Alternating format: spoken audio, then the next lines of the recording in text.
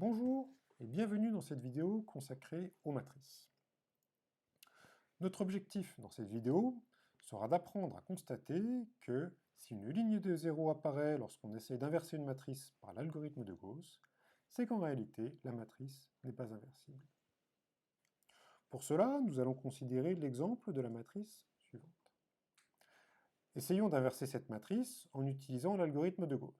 On procède de la façon habituelle pour présenter les opérations, en écrivant la matrice à inverser à gauche, la matrice identité à droite, et les opérations effectuées sur les lignes au centre.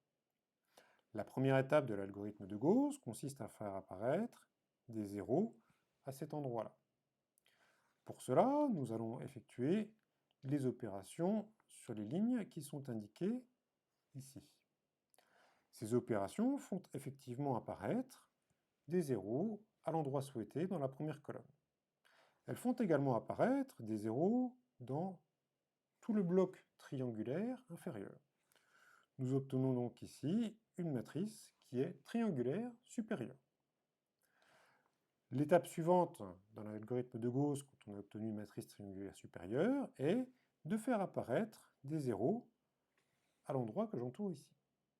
Cependant, il va être impossible, dans le cas présent, de faire apparaître des zéros à cet endroit-là, puisque le coefficient que nous avons à cet endroit-là est 0, et ce coefficient ne nous permet pas d'annuler ceux du dessus. Le problème vient en fait du fait que nous avons fait apparaître une ligne de 0 en effectuant les opérations de l'algorithme de Gauss. Cette ligne de 0 est le signe que la matrice n'est pas inversible, et donc l'algorithme de Gauss doit s'arrêter. Retenons donc la chose suivante, c'est que si une ligne de 0 apparaît lorsqu'on effectue l'algorithme de Gauss, cela signifie que la matrice n'est pas inversible et qu'on doit arrêter l'algorithme. Merci pour votre attention.